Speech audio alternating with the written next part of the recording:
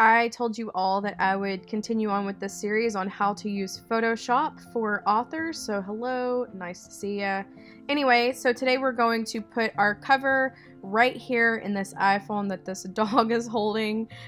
We have a sale on Friday, and I thought this would be a perfect tutorial to show y'all how to do this. So we are just going to go ahead and get started.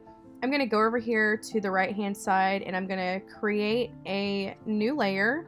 I am going to create a smart layer on top of this little dog right here. And the way that we create a smart layer is we're going to go over to the left hand side, and we're going to make a rectangle that's about the size of this screen. And once we've got that, we're going to go over to the right hand side, and where it says rectangle 1, we're going to right click and press convert to smart object.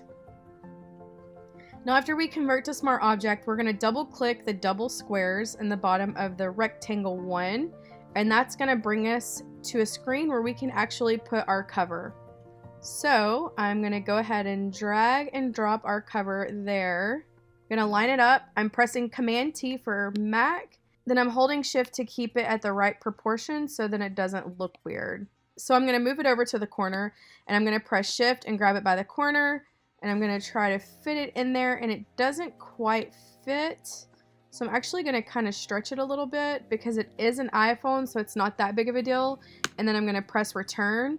And then I'm going to press the X over here up at the top. And this is how you know that it's a smart layer, because it says .psb. So we're going to go into the corner, and we're going to close that and press save. And now we've got our cover in the smart object. Now I'm going to press Command T here, and I'm going to change the way that the cover is so then we can kind of get it lined up on top of this iPhone. And I'm actually going to press Shift and bring it down just a tad. Actually going to make it a little bit wider as well. I'm going to adjust it so I can kind of see the black background on the iPhone, so then it looks like this image is actually where the other one is. So I'm going to do that real quick.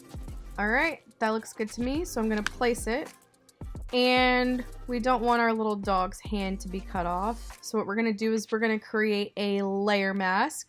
And the way that we do that is we go to Layer, Layer Mask, Reveal All. So what we're going to do is we're going to go to our paintbrush.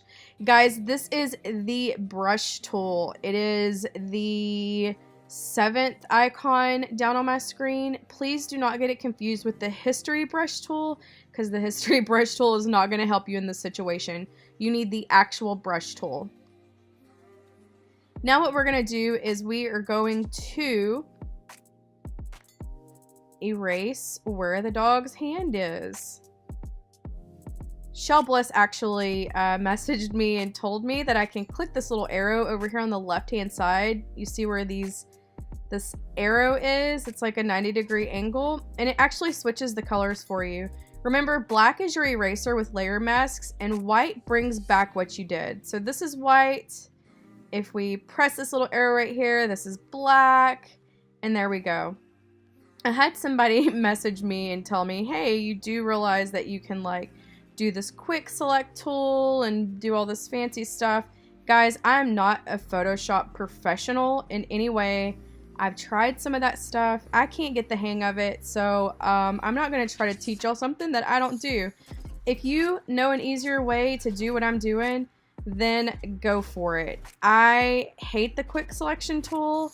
I understand it's much quicker, but I can never get it right. Ever, ever, ever. It's always messed up for some reason, because like I said, I am not a Photoshop pro. I just know enough to get me in trouble. So I'm going to teach y'all enough to get y'all in trouble too. So we'll just all get in trouble together. Okay, so I'm actually going to zoom in here so I can see little Poochie's nails. All right. So there we go.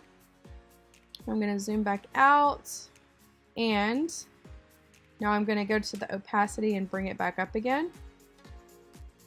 Look, it looks like the little pooch is held on our cover on an iPhone. Isn't that cute? And that's basically all you do to put it in an iPhone, guys. It's super easy.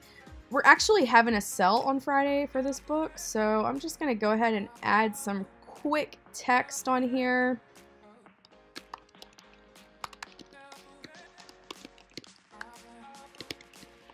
We're having a big birthday celebration for Brooke this weekend. So, we've never put this book on sale before. And what we're going to do is we're going to put it on sale on Friday. And that looks really cute. Actually, I'm going to change the color here to this purple. It's the same color as our cover. Actually, I'm not going to do a drop shadow. I'm going to duplicate this. And I'm going to make it black.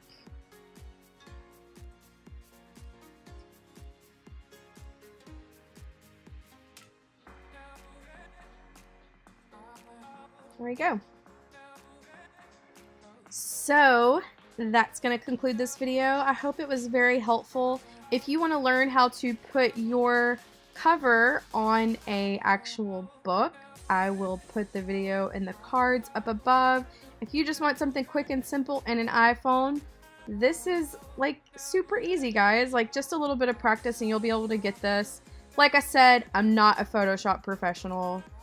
I'm always willing to learn something new, but I'm not a pro, guys. But yeah, that's it for this video, and I will see you later.